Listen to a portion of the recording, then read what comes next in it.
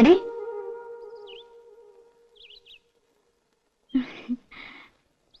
ആശാരിമാരുണ്ടായിരുന്നപ്പോ ഒരു രസമായിരുന്നു ഇല്ലേ ഉപ്പച്ചി?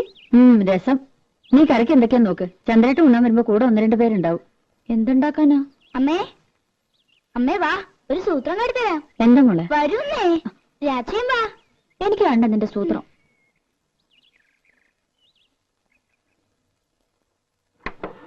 ഇപ്പൊ കാട്ടിത്തരാട്ടോ.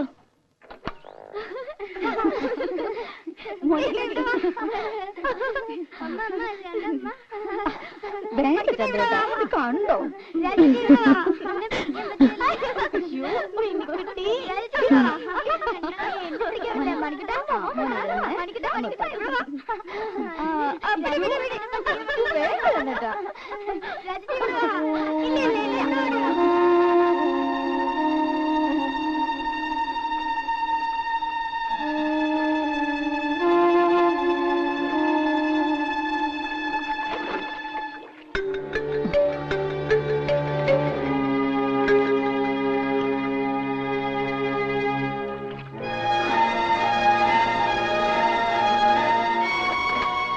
മതി, എനിക്കൊരു തലവേദന. ഒന്ന് കിടക്കട്ടെ. ഇനിയും കൊറേ ഉണ്ടമ്മേ. ഞാൻ പോടി അവിടുന്ന്.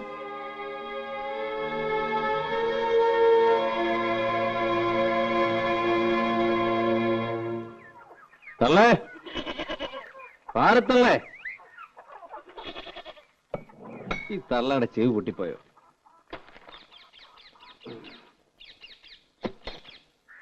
പാരത്തള്ളേ.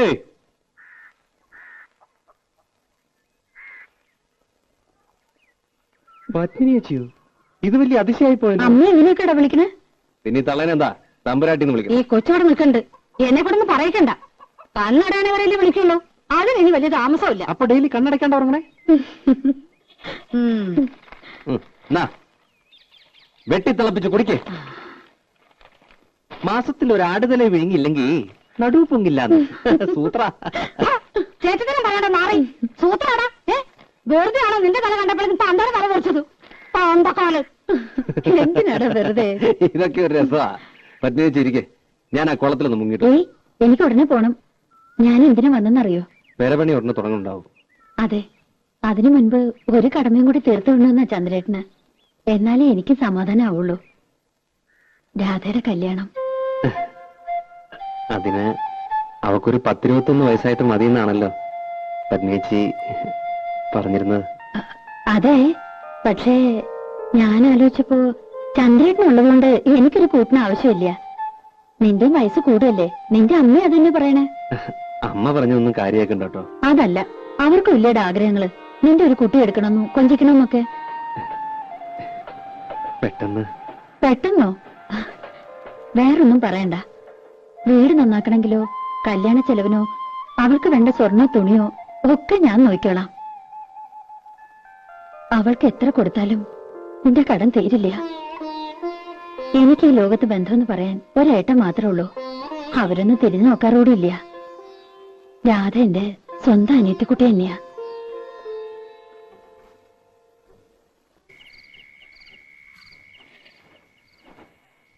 കൊടുക്കുന്നതിലൊന്നും എനിക്ക് വിരോധം ഉണ്ടായിട്ടില്ല. പക്ഷെ എനിക്ക് മനസ്സിലാകുന്നില്ല, ഇത്ര പെട്ടെന്ന് ആലോചന. പെട്ടെന്നുള്ള ആലോചനയൊന്നും അല്ലല്ലോ. പണ്ടേ അവൻ കെട്ടാനിരുന്ന പെണ്ണ് തന്നെയല്ലേ? അതെ, എന്നാലും പെരപണിയാണെങ്കിൽ തുടങ്ങാൻ പോണു. അതിനിടയില് അവളിവിടെ ഇല്ലാണ്ടായാല്. അവളല്ലല്ലോ പെരപണിയണത്. അടുക്കളപ്പണിക്ക് ഞാനൊരാളെ കണ്ടുവച്ചിട്ടുണ്ട്. ആരെ? ആരായാലും എന്താ, പണിക്ക് ആളുണ്ടായപ്പോരെ? വല്ലതും വായിച്ചു പിടിച്ച് തിന്നണ്ടടി. അങ്ങനെ രുചി പിടിക്കണ്ട. ഇത്രയും നാളും തിന്നോണ്ടിരുന്നത് രാധ വെച്ച് വിളമ്പിയതല്ലോ.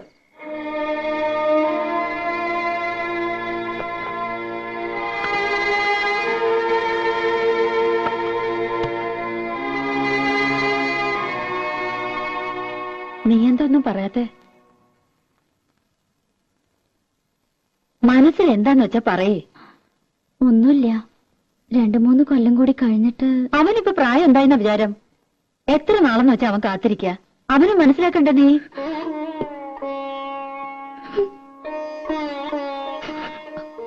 അതിന് നീ കരയണ എന്തിനാ? പാപ്പേച്ചിക്ക് മനസ്സിലാവും. എത്ര അടുപ്പുണ്ടെങ്കിലും കല്യാണം എന്നൊക്കെ പറയുമ്പോ ഏതൊരു പെൺകുട്ടിക്കും ഉണ്ടാവും പേടി. നിന്നെ അവൻ പൊന്നുപോലെ നോക്കിയോളും. ഇങ്ങനെ കരയാൻ അവൻ ഒരിക്കലും ഇടവരുത്തില്ല. എന്തേ കരയാവള്? ഹേയ്, എന്റെ പത്മിനി വെറുതെ അവളെ എന്തിനാ നിർബന്ധിച്ച് സമ്മതിപ്പിക്കുന്നേ? കല്യാണം എന്നൊക്കെ പറഞ്ഞ ഓരോരുത്തരുടെ ഇഷ്ടാ. അതിനവൾക്ക് ഇഷ്ടക്കേടൊന്നുമില്ല. ആ, ഞാൻ കാലിക്കറ്റ് പോയിട്ട് ചിലപ്പോ ഒരു ഇത്തിരി ലേറ്റ് ആവും. ആ കോൺട്രാക്ട് ഒന്ന് കണ്ടിട്ട് വരൂ.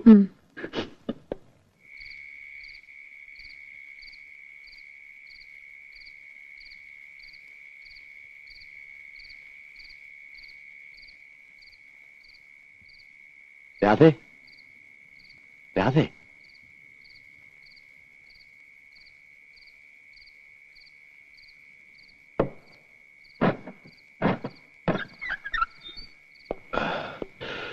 പപ്പേച്ചി കിടന്നു.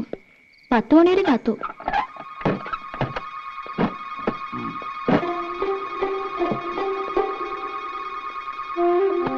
ആ വെള്ളം തന്നെ.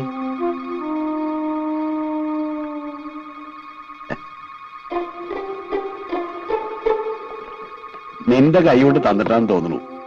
നല്ല മധുരം. നിനക്കെന്താടി ഒരു വിഷാദം? നിനക്കിഷ്ടമില്ലെങ്കിൽ അവനെ കെട്ടുമെന്ന് പറഞ്ഞിട്ടോ. ശരിക്കും പറഞ്ഞ ഒരു ചേർച്ചയില്ല. കുരങ്ങന്റെ കയ്യിൽ പൂമാല കിട്ടിയ പോലെയാവും. നീ വിഷമിക്കൊന്നും വേണ്ട. അവൻ പോട്ടടി. ഈ ചന്ദ്രേട്ടനുള്ളിടത്തോളം കാലം നിനക്ക് ഒന്നിനും ഒരു കുറവുണ്ടാവില്ല. രാജകുമാരിയെ പോലെ നിനക്ക് ഇവിടെ ജീവിക്കാം. ചന്ദ്രേട്ടൻ പോയി കുളിച്ച് ഊണ് കഴിക്കാൻ നോക്ക്. ഞാനും ഉണ്ടു. ഇനി ഒന്ന് കിടന്നാ മതി.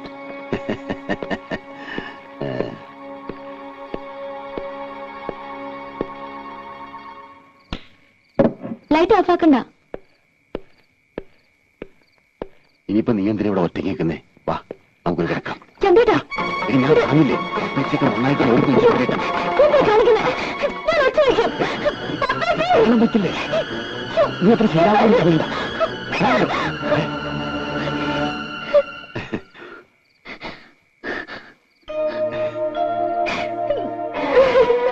എന്നെ കണ്ട അവള് വല്ലാതെ പേടിച്ചു, പാവം. ആ, പെരവണി അടുത്ത ആഴ്ച തുടങ്ങാൻ കേട്ടോ. ഞാനൊന്ന് കുടിക്കട്ടെ, വല്ലാത്ത വിശപ്പ്.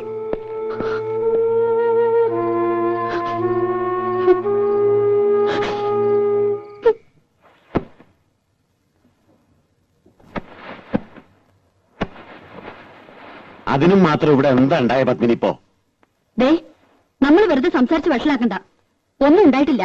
സമ്മതിക്കണു പോരെ? പിന്നെ എന്തിനാ അവളെ ഇപ്പൊ പറഞ്ഞേക്കണേ? അവൾക്ക് പോണം. 20,000 രൂപയും 10 പവന്റെ ആഭരണവും ഞാൻ കൊടുക്കുന്നുണ്ട്. ഭയങ്കര ക്രൂരത ഈ കാട്ടിനെ.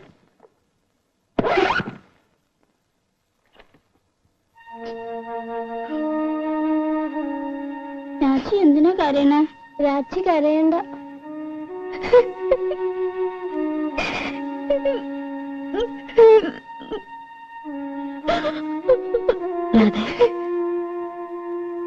കുട്ടികളെ വിഷമിപ്പിക്കാതെ അവരെ ഒരിക്കൽ സ്കൂളിൽ വിട. വരുമ്പോ ഞാൻ എന്തെങ്കിലും പറഞ്ഞ് സമാധാനിപ്പിച്ചോളാം.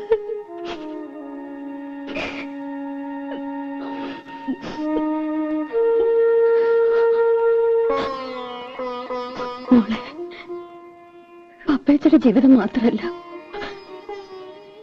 എന്റെ ജീവിതവും നശിക്കരുത്. അതുകൊണ്ടാ പപ്പേച്ച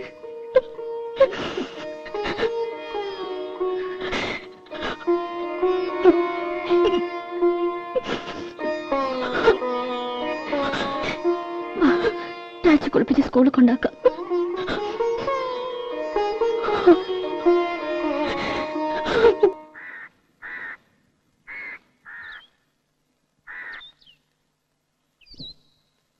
അത്യാവശ്യമായിട്ട് കാണണമെന്ന് പറഞ്ഞപ്പോ ഞാൻ പേടിച്ചു. ഞങ്ങൾ കുറച്ചു ദിവസം ഇവിടെ ഉണ്ടാവില്ല. ചന്ദ്രേട്ടന്റെ വീട്ടിലും എന്റെ ഏട്ടന്റെ അടുത്തും പിന്നെ ചില ബന്ധുക്കളുടെ വീടുകളിലൊക്കെ ഒന്ന് പോണം. ഇത്ര നാളും അതൊന്നും പറ്റിയില്ല. അതുകൊണ്ട് രാധ കുറച്ചു ദിവസം എന്റെ വീട്ടിലൊന്ന് നിൽക്കട്ടെ. അത് വീട്ടിലേക്ക് കൊണ്ടുപോകുമ്പോ ഒരു മണവാട്ടിയായിട്ട് കൊണ്ടുപോകണമെന്ന് ആശ. അത് സാരല്ല. നാളെയോ മറ്റന്നാളോ എന്നെന്ന് വെച്ചാൽ ആ ചടങ്ങ് അങ്ങോട്ട് നടത്തുക. പൊന്നും ഡ്രസ്സും കാശുമൊക്കെ അവളുടെ കയ്യിലുണ്ട്. അത് കഴിഞ്ഞിട്ട് ഞങ്ങൾ പോണുള്ളൂ. അങ്ങനെ അടാപിടിയെന്ന് കൂട്ടുകാർക്കും അയൽക്കാർക്കൊക്കെ ഒരല്ല ചോറ് കൊടുത്ത് ഒരു പന്തലൊക്കെ ഇട്ട് ഒരു കല്യാണമായിട്ട് നടത്തണമെന്നുണ്ട്. എന്നാ അങ്ങനെ മതി. അതുവരെ അവൾ അവിടെ നിൽക്കട്ടെ. ഞങ്ങൾക്ക് പോവാണ്ടിരിക്കാൻ വയ്യ. അല്ലെങ്കിൽ പിന്നെ അവളുടെ അച്ഛന്റെ കൂടെ. വേണ്ട പറ്റി ചേച്ചി, അത് വേണ്ട. ഞാൻ കൊണ്ടുവയ്ക്കോളാം അവളെ. ആ, അത് തന്നെയാ നല്ലത്. കല്യാണം ഒട്ടും വൈകിക്കണ്ട. എന്താവശ്യത്തിനും എന്റെ സഹായം ഉണ്ടാവും.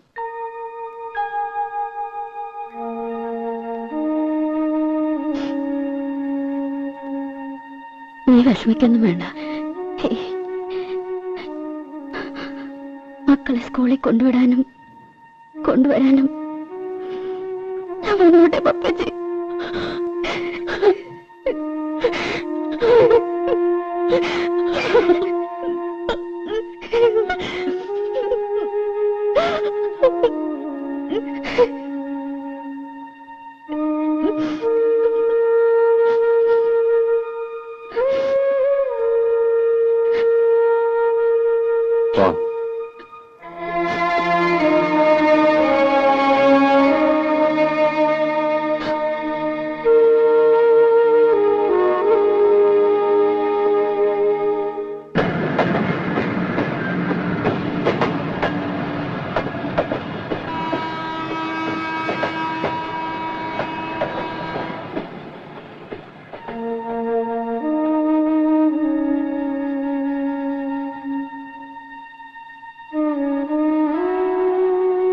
രാധേ,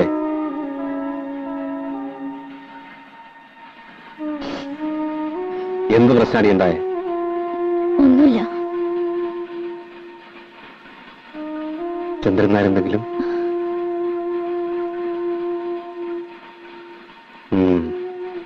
നടക്ക്.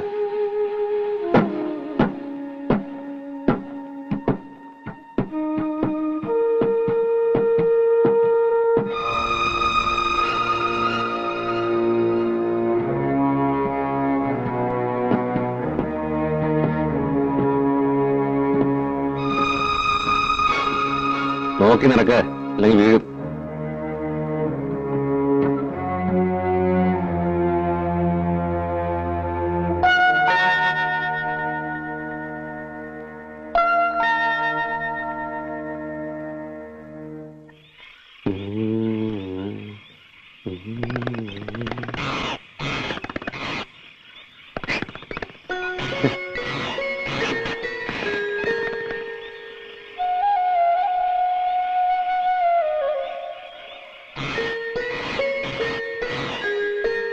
നീ എന്തിനാണ് ഈ അറിയത്ത് വന്ന് കിടന്ന് തണുപ്പടിക്കണത്? വല്ല സൂക്കേടും വരും. ആ സൂക്കേട് വന്നോട്ടെ, അതിന് തള്ളയ്ക്ക് നഷ്ടമൊന്നുമില്ലല്ലോ. മലന്ന് കിടന്നാ ഞാൻ നോക്കണം. അതിനാള് വന്നിട്ടുണ്ട്. ഓ, ഇപ്പൊ അമ്മ പുറത്ത്. തള്ളേ, ദേ അവളുടെ അടുത്ത് നാക്കിട്ടടിക്കരുത് കേട്ടോ. വേണ്ട, ഞാൻ തൊഴുതു നിന്നോളാം. അയ്യോ, തൊഴുവൊന്നും വേണ്ട, തൊഴിക്കാണ്ടിരുന്നാ മതി. ഒരു തൊഴിലുകാരി ഇറങ്ങിയിരിക്കുന്നു. എടാ ദിവാരാ, ആ കൊച്ചു കയറി ഒന്ന് ദിവസമെങ്കിലും നീ എന്നെ ദേഷ്യം പിടിപ്പിക്കരുത്. പിന്നെ ഇനി വന്നേ, വായി വെക്കാൻ കൊള്ളാവുന്ന വല്ലതും ഉണ്ടാക്കി കൊടുക്കണം. അവള് കട്ടിൽ കിടന്നോട്ടെ, അമ്മ വായ കിടന്നാ മതി. ഞാൻ പായൽ കിടന്നോളാം, അമ്മായി കട്ടിൽ കിടന്നോട്ടെ. ഉളുമ്പുനാറ്റ് ഇല്ലാത്ത ഏതെങ്കിലും ഒരു തലേന്ന് കൊടുക്കണം കേട്ടോ അല്ലേ. ഒരു പാട്ടും കൂടെ പാടി കൊടുക്കണോ ഉറങ്ങാൻ? എടാ, നിലത്ത് നിക്കട്ടെ, തലേ കയറ്റി വെക്കല്ലേ. പിന്നെ എന്നും എന്റെ കൂടെ കിടത്താനാണോ വിചാരിച്ചേക്കണേ? പിന്നെ ഇവിടെ കിടത്താൻ? എടാ മരക്കഴുതേ, ആ കണിയാനെ കണ്ടൊരു ദിവസം കുറിച്ച് വേഗം കാര്യം നടത്താൻ നോക്ക്. അല്ലാണ്ട് ഇറയത്ത് പായം വിരിച്ച് പട്ടിയെ പോലെ കാല് നിൽക്കാണ്ടേ ആൺകുട്ടിയെ പോലെ അകത്ത് കയറി കിടക്കടാ. അവന്റെ ഒരു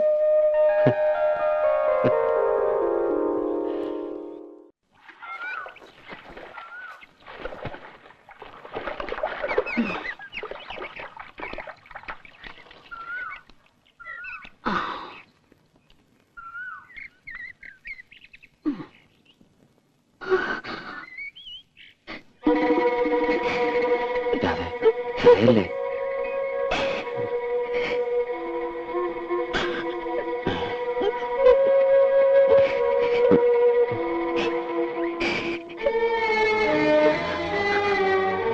ആരാടി അത്? പപ്പേച്ചിയുടെ വീട്ടില് ആശാരിപ്പണിക്ക് വന്ന ആളാ. എന്താണ് നീ അവനായിട്ട്? ഒന്നുമില്ല.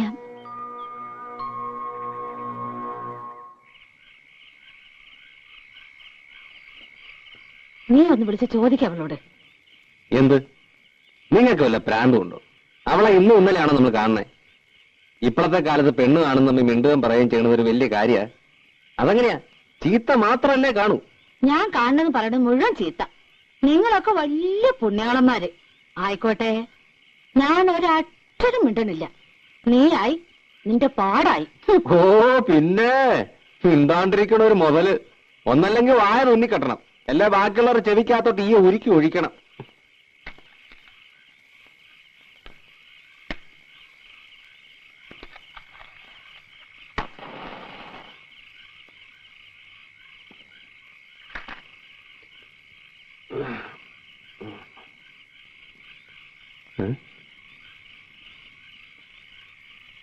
നീ ഉറങ്ങിയില്ലേ? അമ്മ എന്തെങ്കിലുമൊക്കെ പറഞ്ഞ നീ അത് കാര്യമായിട്ട് എടുക്കണ്ട. സ്വഭാവം അറിയാലോ. അമ്മായി പറഞ്ഞത് ശരിയാ. ഞാനും ശശിയേട്ടനും ഇഷ്ടത്തിലാ. ഞങ്ങള്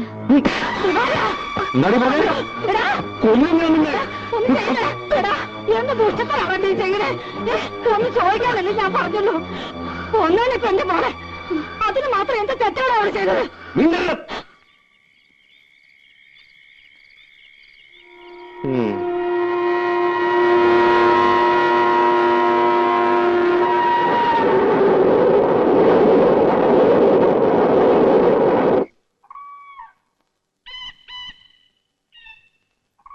ഇന്നിപ്പം മാറ്റം പറ്റുമെന്ന് എനിക്ക് തോന്നുന്നു.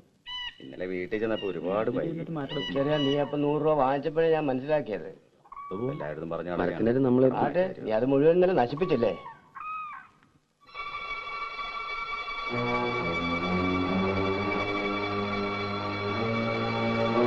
എന്താ നിന്റെ ഉദ്ദേശം? എന്ത്? രാധയുടെ കാര്യ ചോദിച്ചത്. അത് ഞങ്ങൾ തമ്മിൽ സ്നേഹത്തോടെ